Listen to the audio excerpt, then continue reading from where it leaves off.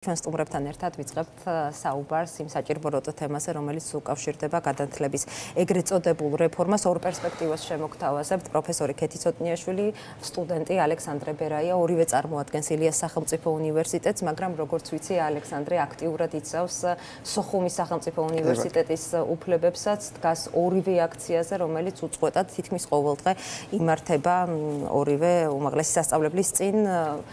ქეთით დავიწყოთ, თუ მძაფრდათ თქვენს ეს პარალელები, თუ ხედავთ მსგავსებას იმ ფაქტებს შორის, რაც მოხდა, დაიწყო რუსეთში და ახლა ხედავთ, რომ შეიძლება ხდებოდეს საქართველოში.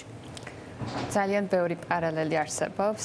პირველ რიგში მადლობა ესეთი შესავლის მომზადებისთვის და საკითხის ასე გაშუქებისთვის და ძალიან მნიშვნელოვანი, როდესაც ჩვენ საუბრობთ განათლების რეფორმაზე, ნამდვილად არის პოლიტიკური კონტექსტი. და როდესაც გვეუბნებიან, რომ პოლიტიკაზე არ უნდა ვისაუბროთ, ესეც ზუსტად აი ამ ავტორიტარული სცენარის ნაწილია, რომ ჩვენ ასე უნდა გვითხრან. სინამდვილეში ეს არის ორი განუყოფელი ნაწილი, იმიტომ რომ ეს პირდაპირ გავლენას ახდენს იმაზე, თუ რა ხდება აკადემიაში.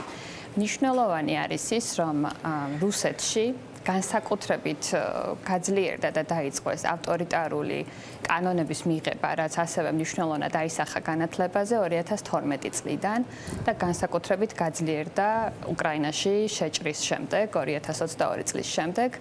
და ის, რაც რუსეთში ხდებოდა, თუნდაც საუნივერსიტეტო სივრცეში გასული 13 წლის განმავლობაში, საქართველოში ეს ყველაფერი ხდება 2 წლის განმავლობაში. იმიტომ რომ აი პირველი კანონი უცხოელი აგენტების შესახებ რუსეთში მიიღეს 2012 წელს, რომელიც ძირითადად არასამთავრობო ორგანიზაციებზე იყო მიმართული, შემდეგ 2015 წელს მიიღეს კანონი, რომლითაც არასასურველი ორგანიზაციების ჩამონათვალი გააკეთეს და 2022 წლიდან უცხოელი აგენტების კანონი შეეხო აბსოლუტურად ყველას, ინდივიდებს, ორგანიზაციებს, მათ შორის უნივერსიტეტის როგორც ორგანიზაციებს და ასევე აკადემიური სფეროს წარმომადგენლებს. ამან გამოიწვია ძალიან სერიოზული ჩავარდნა რუსულ საგანმანათლებლო სივრცეში, იმიტომ რომ პრინციპში ყველა, ვინც თანამშრომლობდა უცხოურ ორგანიზაციებთან, ეს იქნებოდა კვლევითი პროექტი, საერთაშორისო კონფერენციებში მონაწილეობა და ასე შემდეგ, უკვე გახდა სახელმწიფოსთან შეთანხმების საკითხი.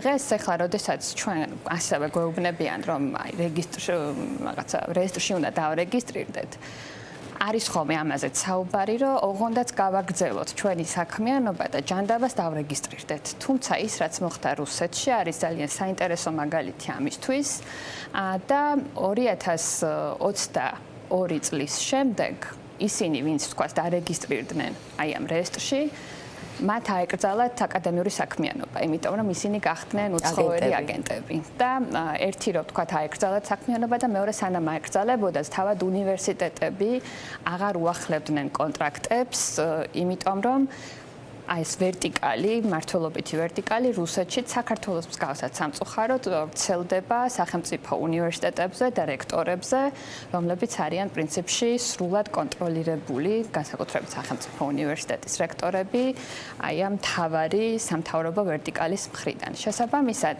ეს არის გარკვეული ხაფანგისავით, რომ ვითომ არაუშავს, ნებართვას მოგცემენ, შევიტანოთ განცხადება, დავრეგისტრირდეთ, თავარია რომ ეს იყოს გამჭვირვალობა, ამის სახელით არის ეს გაკეთებული, მაგრამ სინამდვილეში ამას სავარაუდოდ მოყვება ის, რომ ვინც ამ რეესტრში დარეგისტრირდება, საერთოდ შეეზღუდება და აეკრძალება აკადემიური საქმიანობას. ორი მიმართულებით არის შეზღუდვა. ერთი გიმცირდებათ კვოტები და მეორე წაგერთვათ შესაძლებლობა, რომ მიიღოთ გრანტები.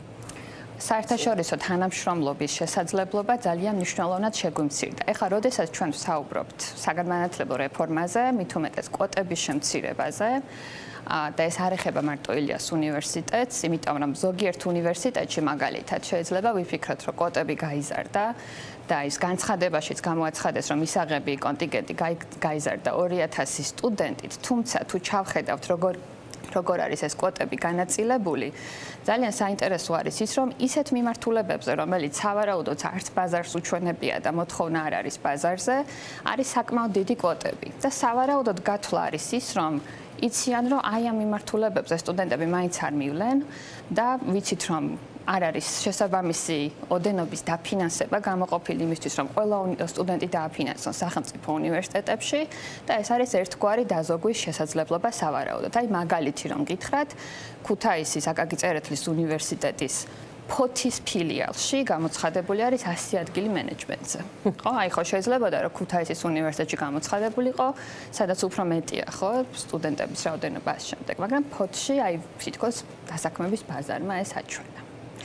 ისე რომ ეს გარკვეული და ის რომ თქვა ჩვენ აღარ გვაქვს უკვე შესაძლებლობა არის საერთაშორისო პროექტებში მონაწილეობა, რომელიც სავარაუდოდ ყოველდღიურად ეს ახალი კანონები რაც შემოდის, ამით კიდევ უფრო მეტად იზღუდება, ამით ნადგურდება მთლიანად პოტენციალი, აკადემიური და სამეცნიერო პოტენციალი. რუსეთში ასევე ძალიან დრამატული სცენარი არის ის, რომ 2022 წლიდან 24 წლამდე დაახლოებით 3000-მდე რაც აღრიცხულია პროფესორმა დატოვა ქვეყანა. იმიტომ რომ შეუძლებელი იყო იქ ფუნქციონირება, იმიტომ რომ გარკვეული სიტყვებიც კი მაგალითად სტატიაში თუ დაწერ ავტორიტარული რეჟიმი და ასე შემდეგ ეს სიტყვებიც კი აიკრძალა. გარკვეულწილად ეს იყო ფორმალური აკრძალვა, გარკვეულწილად უკვე ეს ეხება თვითცენზურას, ხო, იმიტომ რომ უფრო მეტად ვფრთხილობ. ასევე აი ეს მასწავლებლებთან დაკავშირებით და ეს ჩვენთანაც ახლა რაც კანონში ჩაიწერა ოღონდ მხოლოდ გენდერულ საკითხებთან დაკავშირებით არის ის, რომ ობიექტურმა დამკვირვებელმა შეიძლება, ასე ვთქვათ, დაასმინოს პროფესორი, რომ ამ საკითხებს განიხილავს. რუსეთშიც ამისი მაგალითები არსებობს სამწუხაროდ და იყო მაგალითები, როდესაც აი მასწავლებელიც კი დაასმინა მოსწავლე მშობელთან და მშობელმა სახელმწიფოსთან, რომელმაც თქვა, რომ მაგალითად უკრაინაში ომის დაწყება იყო შეცდომა. ვაი, თითქოს ისეთი არაფერი. ასევე ძალიან საინტერესო და მნიშვნელოვანი არის ის, რომ როდესაც საუბრობთ ხოლმე ცენზურაზე, ხშირ შემთხვევაში ეს ცენზურა განიხილება როგორც მხოლოდ სოციალური მეცნიერებების პრობლემა. და აი რუსეთში იყო ესეთი ცნობილი მაგალითი და ძალიან სამწუხარო მაგალითი, ფიზიკოსი დიმიტრი კოლკერი, რომელიც მონაწილეობდა 2018 წელს ჩინეთში კონფერენციაში, რომელიც წარადგენდა თავის საკითხს კვანტურ ოპტიკასთან დაკავშირებით და 4 წლის შემდეგ 2022 წელს ის დააპატიმრეს იმ ბრალდებით, რომ მან გათქვა სახელმწიფო საიდუმლო. და მნიშვნელოვანი აქ არის ის, რომ ამაზე რუსეთის მეცნიერებათა აკადემიამ ძალიან სერიოზული რეაგირება მოახდინა და დაიცვეს მეცნიერი, თუმცა ამან არ უშველა და ის დაიჭირეს და სამწუხაროდ ციხეში გარდაიცვალა. და შემდეგ რუსეთის მეცნიერებათა აკადემიამ გამოიძია ეს საკითხი, თუ რას წარმოადგენდა ეს მოხსენება და დაადგინეს, რომ არანაირ სახელმწიფო საიდუმლოს გათქმას ადგილი არ ჰქონია, თუმცა როდესაც არის ავტორიტარული რეჟიმები, უკვე ბუნდოვანია, ვის რეალურად რა მიზეზით აკავებენ და ასე შემდეგ. და არის გადაწყვეტილებები რისი უკან დაბრუნებაც, რისი დამანგრეველი შედეგის აღდგენაც ყოველ შემთხვევაში მალე ვერ ხდება. ერთი აი რასაც ხაზი მინდა გაუსვა არის ის, რომ აი რუსეთზე როდესაც ვლაპარაკობთ, მეც დიდი ხანი მქონდა ესეთი შეზღუდვა, რომ რუსეთზე არ ვკითხულობდი რაღაცებს, ხო, მაგრამ აი ეს რუსეთის მეცნიერებათა აკადემიის რეაგირება ამაზე და ესეთი მხარდაჭერა არის სანიმუშო და არ ვიცი, რამდენად ესეთი რესურსი თუნდაც საქართველოში არსებობს. ვისურვებდი, რომ ხდებოდეს ესეთი საინტერესო საკითხი შეეხეთ ნამდვილად. ალექსანდრესთან მინდა განვიხილოთ საუბარი. ალექსანდრე, ძალიან შთამბეჭდავი გამოსვლა ჰქონდა. მოგესალმებით, კი ბატონო. ერთ-ერთ პირველივე დღეებში აქციის და თქვენ მანდ თქვით ილიაუნის წინ, რომ ნუ მოკლავთ თავისუფლებას ილიაუნით, ნუ მოკლავთ იმედს, რომ აფხაზები თავის ენაზე ისწავლიან საქართველოში. ასეთი დრამატული ვითარებაა თქვენი არსებით. ხო, პირველ რიგში ეს ვიდეო საკმაოდ ემოციური იყო, რის გამოც ბოდიშს ვიხდი, მოულოდნელად იყო ეს ყველაფერი, მოულოდნელად მოხდა ჩემი გამოსვლა, იმიტომ რომ ახალგორელმა ჩემმა ერთმა მეგობარმა და აფხაზეთიდან დევნილებმა მთხოვეს. თვითონ ვერ გამოვიდოდნენ იმის გამო, რომ იქით გადასვლა უწევთ. რაც შეეხება სიტუაცია იქ ძალიან მძიმეა. ამის შესახებ ჩვენ მეტნაკლებად ინფორმაცია გვაქვს. და მართლაც განათლება შეიძლება გახდეს ხიდი ჩვენსა და მიქაურ მხარეს შორის, რომელმაც შეიძლება რომ რაღაცა მართლა ძალიან დიდი შედეგები მოგვიტანოს, თუნდაც სახალხო დიპლომატიის მიმართულებით. ამიტომ შეიძლება ითქვას, რომ ეს დეფორმა, რასაც დღეს ქართული ოცნება აკეთებს და უნივერსიტეტების გაუქმება, ჩემი უნივერსიტეტისაც მათ შორის ილიაუნზე მაქვს საუბარი და მართლა საოცარი უნივერსიტეტია, კალათონიკეთი დამეთანხმება. ილიაუნმა მომცა ძალიან ბევრი რამე, ილიაუნმა აზროვნება შემიცვალა კარგის მხრივ მართლა და ეს ყველაფერი რაც აფხაზეთმა დამაკარგინა, ესე ვთქვათ, ყველაფერი მერე ილიაუნმა მომცა. თქვენ გაიზარდეთ აფხაზეთში? კი, იქ დავიბადე, იქ რა შესაძლებლობა არის ეხლა იქ მცხოვრები მე ვიტყვი საქართველოს მოქალაქეებისთვის და რა შესაძლებლობები შეეზღუდებათ ის რაზეც თქვენ ისაუბრეთ უფრო მარტივად გასაგები რომ იყოს საზოგადოებისთვის და თქვენ რა ახსნას უძებნით იმ შეზღუდვებს რომელიც შეეხო მათ შორის სოხუმის უნივერსიტეტსაც ხო სოხუმის უნივერსიტეტზე ისაც მინდოდა ყურადღება გამეხულებინა და პირველ რიგში თქვენ მადლობა რომ ამას გამახვილთ ყურადღება რაც შეეხება შეზღუდვებს იქ შეზღუდვები ბევრად დიდია ვიდრე ჩვენთან ну როგორც რეჟიმებს ჩვევიათ ხოლმე თუნდაც საოკუპაციო რეჟიმზე არის საუბარი და სკოლაში აღზრდიანო პატრიოტებსო იქაც ამავე იდეოლოგიით მიდის რომ სკოლაში უნდა აღზრდოთ აფხაზეთის სახელმწიფოს პატრიოტები რომლებიც შემდეგ აფხაზეთს გამოადგენენ და შესაბამისად საქართველოს წინააღმდეგ წარმართავენ განორჩეულად ეთნიკური წარმომავლობისა იქნებიან ეს ქართველები თუ იქნებიან ეს სხვა ეთნოსის წარმომადგენლები ეს ერთი მეორე რაც შეეხება დეფორმას უბრალოდ რომელიც ეხება სოხუმის უნივერსიტეტს ესეც არის ამას შეიძლება ბევრი ახსნა მოუძებნოთ თუ პირველ რიგში ის ახსნა აქვს რომ ზოგადად უნივერსიტეტების კვოტების შემცირება გაუქმება ეს ყველაფერი არის იმისთვის რომ მოაზროვნე ახალი თაობა არ იზრდებოდეს ამ ქვეყანაში და უბრალოდ იაფი მუშახელი იყოს რომელსაც მე გამოიყენებს მთავრობა თავისი მიზნებისთვის და ასე შემდეგ მეორე მიზეზი შეიძლება იყოს ის რომ აფხაზეთის ავტონომიური რესპუბლიკის ეს უნივერსიტეტი რჩება ასე თუ ისე ლეგიტიმურ წყაროდ რომელიც მიუთითებს ქართული აფხაზეთის მომავალზე და მეორე შეიძლება იყოს ის რომ პირდაპირ მე ვერავის ვერ დავადანაშაულებ რა თქმა უნდა მაგრამ პირდაპირ ეს შეიძლება მიგვითითებს იმაზე რომ ქართული ოცნება აპირებს რომ აფხაზეთის სახელმწიფოებრიობა აღიაროს შეიძლება ხმამაღალი განაცხადია ხო, ხმამაღალი განაცხადი არის. კი, არის ეს მოსაზრება, ანუ ეს მოსაზრება ვის შეიძლება კონდეს კიდევ ეს აზრი და ხო, თავის მხრივ პოლიტიკური განაცხადია, კი, სოხუმის, როდესაც ერთი ქალაქი, ერთი ფაკულტეტი პრინციპს მიყვები და სოხუმის უნივერსიტეტს თანაბრებ თბილისის უნივერსიტეტთან, ხო? ანუ ფაქტობრივად აღიარებ თბილისის, ხო, თბილისის უნივერსიტეტია და არა სოხუმი. ხო, რომ სოხუმი ფაქტობრივად აღიარებ რომ სოხუმი არ არის შენი იურისდიქციის ქვეშ, ხომ ასეა? ეს მოსაზრება პირველად მე არ გამიჟღერებია, ეს მოსაზრება არ დავასახელებ და იურისტებმა გააჟღერეს. ასევე ჩემმა მეგობარმა, რომელიც ისტორიკოსია, მანაც გააჟღერა ეს მოსაზრება და თქვა რომ ესეთი სცენარი შეიძლება მოსალოდნელი იყოს.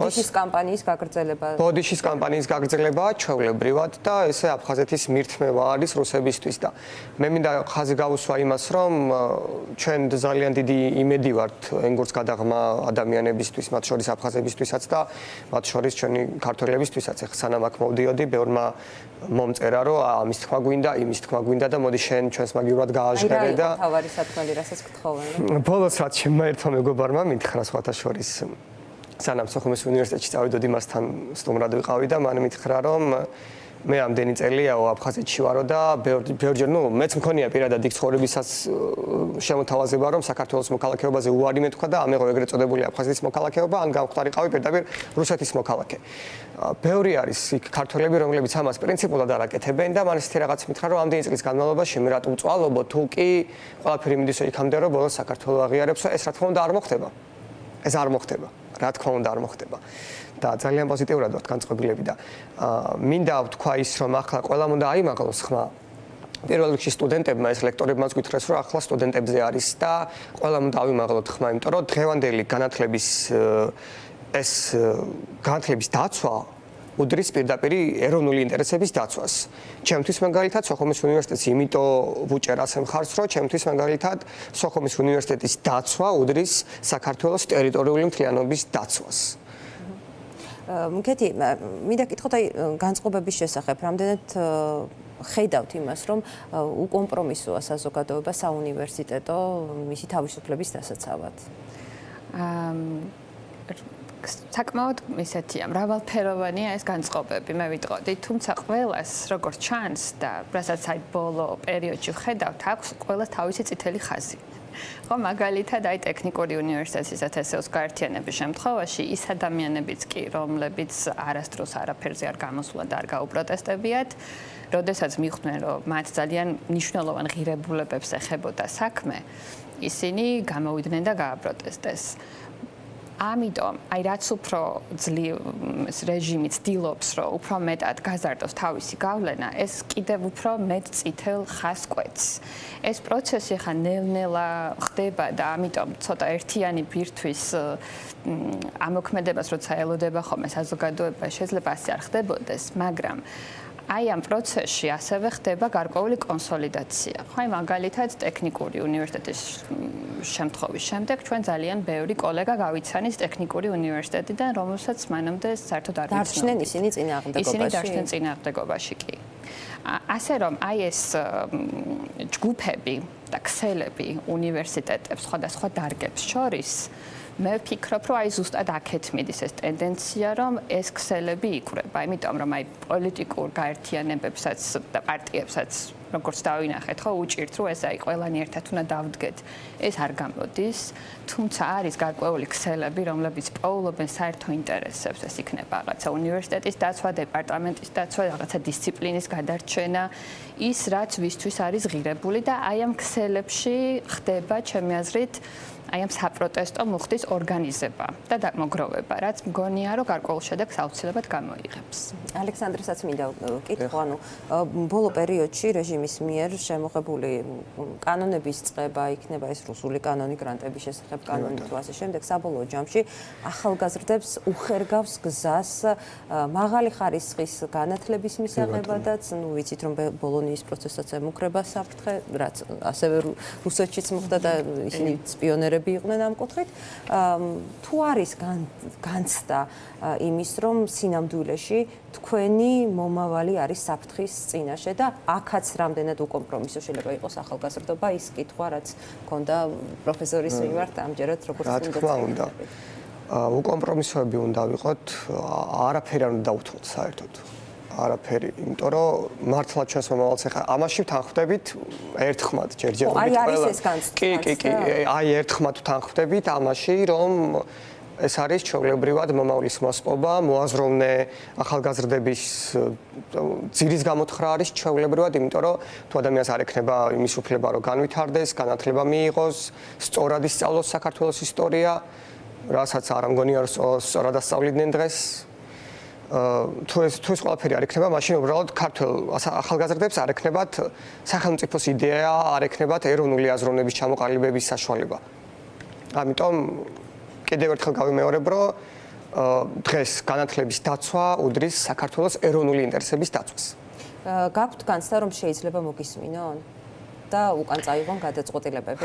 ხო, ჩემი პირადი მოსაზრებით, მაშინ ჩემი პირადი ემოციებზე დაყრდნობით ვიტყვი, ასე ვთქვათ. კი, ამის განცდა, ამის იმედი მაქვს. განცდა უფრო არა ალბათ, მაგრამ იმედი მაქვს კი. ოღონდ იმ შემთხვევაში მოხდება ეს, თუ ყველანი გავერთიანდებით. აბსოლუტურად ყველანი. აქ გულისხმობთ ახალგაზრდობას? პირველ რიგში ახალგაზრდობას, პირველ რიგში სტუდენტებს, თუ უფროსი თაობა მხარს დაგვიჭერს, რა თქმა უნდა ძალიან მაგარი იქნება ეს, მაგრამ პირველ რიგში ეს პროცესი ახალგაზრდებმა უნდა წაიყვანონ და მოდიფიკაცია მოდა ხოლმე კრიტიკა, რომ სად არის ახალგაზრდობა, სად არის სტუდენტობა. კი ბატონო, ამ კრიტიკას მეც ვაჟღერებდი. ასე თუ ისე. ცოტა რადიკალურადაც ვაჟღერებდი, ასე ვთქვათ. ცოტა რომ ანუ ჩვენზეა ყველაფერი დამოკიდებული და ჩვენ უნდა გამოვიდეთ და ჩვენ უნდა ავიმაღლოთ ხმა და ასე და როგორც ვხედავ, ახლა როგორც ვხედავ, გამოღვიძება დავარქვათ ასე ბრჭყალებში, გამოღვიძების პროცესი მიმდინარეობს, იმიტომ რომ ნელ-ნელა გვემატება პროტესტში ადამიანები და უიმედოდ ნამდვილად არ ვართ და პირდაპირ მინდა ეხლა თევნილებს მივმართო, რომ ჩვენზე არის მეგობრებო ყველაფერი დამოკიდებული და უნდა გავიწყდებათ, რომ იქ თქვენი სახლები ელოდებათ. დიდი მადლობა, ხომ არ დავამატებდით რამეს დავასრულოთ. დავამატებდი მხოლოდ იმას, რომ აი ბოლონიის პროცესიც ვახსენეთ და ჩვენთვის თუნდაც აი ამ საკითხისთვის ხო კონფლიქტების წესრიგ ძალიან მნიშვნელოვანია, რომ კვლავ დავრჩეთ ევროპულ გზაზე, მათ შორის ბოლონიის პროცესის თვალსაზრისით და მაქსიმალურად ვეცადოთ ამ პროცესში ჰარმონიზაციას, იმიტომ რომ ეს არის ის, რაც რეალურად ჩვენ განვითარების შესაძლებლობებს გვივითარებს და გვხდის იმ მზიდველს. ხო, აფხაზეთის მოსახლეობისთვის. ასე რომ ეს უნდა იყოს ძალიან მნიშვნელოვნად წინ წამოწეული საკითხი და აი ამ რეფორმებით, რასაც ჩვენ დღეს ვხედავთ, ძალიან სერიოზული საფრთხე ემუქრება, იმიტომ რომ აი მინისტრის მოადგილე ირაკლი კობახიძე ხო ხშირად აკეთებენ ხოლმე ძალიან მაგალითად დამახინჯებულ განმარტებას თუ რას ნიშნავს აკადემიური თავისუფლება, ავტონომია, რაც შეიძლება რაღაცა მოსახლეობისთვის მნიშვნელოვანი არ იყოს, მაგრამ ეს არის ფუნდამენტი, რაზეც დგას თავისუფალი უნივერსიტეტი და რაც არის ბოლონიის პროცესის ძალიან მნიშვნელოვანი და მთავარი პრინციპი. და უნდა დაგვიჯეროს მოსახლეობამ, რომ აი ამის გარეშე უბრალოდ ჩაკეტილი არის საუნივერსიტეტო სივრცის განვითარების გზა და ეს არის ის, რაც აუცილებლად უნდა დავიცვათ. დიდი მადლობა ასოცირებული პროფესორი ქეთი ცოტნიაშვილი და ალექსანდრე ბერაია, ორივე წარმოადგენდა ილიას სახელმწიფო უნივერსიტეტს.